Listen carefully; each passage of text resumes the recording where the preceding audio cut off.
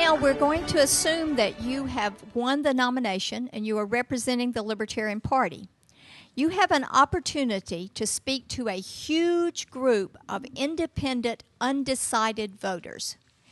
You have the opportunity to persuade them to cast their vote for the Libertarian Party for president and address their fear of, quote, wasting their vote.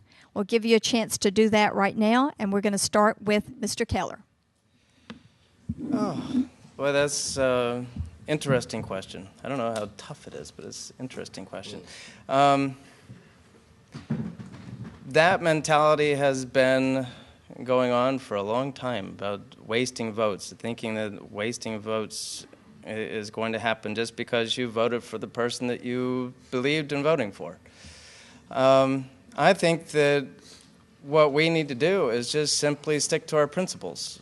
And we present, as several of us have been saying since this debate started, that if we present our views in a way that people can understand and they can realize that the government will be taken out of their lives without hurting them, then I believe that we will not only prevent wasting the votes, but we will actually win things. So, Mr. Wright.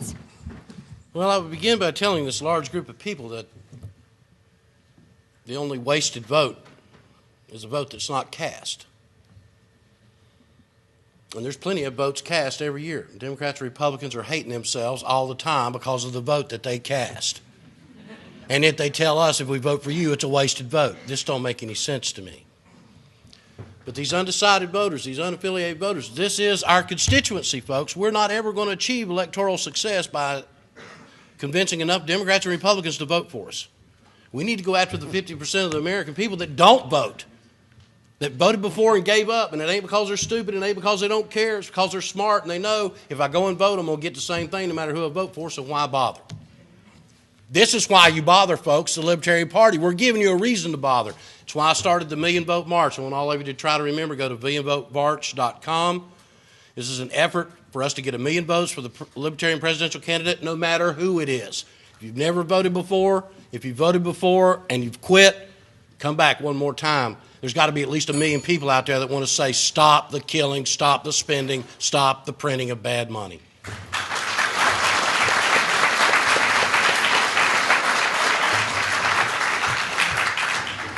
I love Lee, but this is, Lee, we don't print money. We borrow every single dollar in existence. Well, stop that too.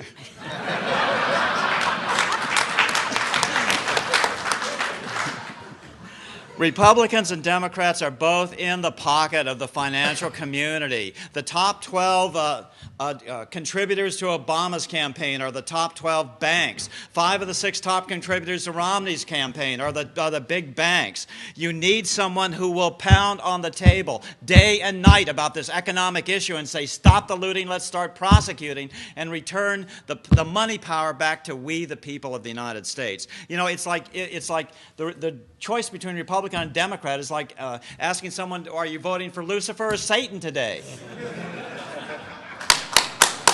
I'll give him that.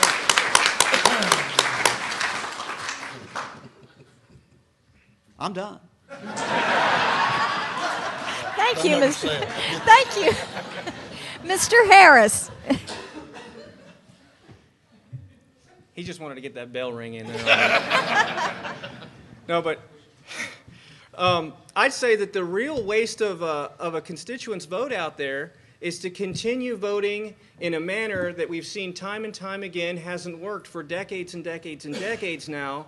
The body politic has been asked to swing the pendulum to the left and to the right, and that doing so would change things. But what have we seen? We've just seen more and more progressive socialism that comes out of both of the other 2 major parties. I say other 2 major parties because we are a major party. We are the 3rd largest party in the nation, and we should act like it. And so I would say that's the real waste of your vote, is if you think you can cast it for somebody with a D or R by their name after they've proven time and time again, and their parties have proven time and time again for decades now, that they are responsible responsible for the somewhere between $15 and $100 trillion in debt. They are responsible for these interventionist foreign wars. They are responsible for the civil war on drugs. They are responsible for all these things. And the true non-waste of your vote is to vote for a candidate and vote for a party who has not been in on any of that kind of thing. The issue is, how can we deal with the fear that a voter would be wasting his vote? Now, I've convinced thousands of people to vote for me as a Libertarian candidate for president, and they never raised that issue at all. But what I've been telling them is that the Libertarian Party, through me, will show how, and we will create jobs, and the public will have prosperity. That the jobs and the prosperity is there, but we've got to deregulate small business so that we can provide those jobs. Because remember, the military, we don't want those jobs. The government, we don't want those jobs. And the big business has been sending the jobs overseas. All you have left is me, the representative of small business. You got to free me up and allow me to create these jobs. The public realizes that, sell them on that, and you'll get their vote and we'll win the election.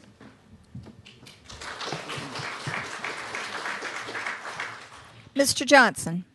I think the Libertarian Party embraces the philosophy of the majority of Americans, and that's the notion of being fiscally conservative and socially tolerant.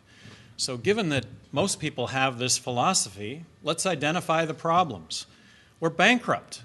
Let's identify the solutions. We need to slash spending. And then you have to have a resume to suggest that you would actually doggedly pursue the problems and the solutions that go along with those problems. I think I've got that resume. Waste of vote? I guarantee you that a vote for either one of the old party candidates, and that's excluding Ron Paul in case he's the Republican nominee, which I don't think is going to be the case. But waste your vote. A vote for either of the two old parties is a guarantee that government 4 years from now will be bigger and more intrusive.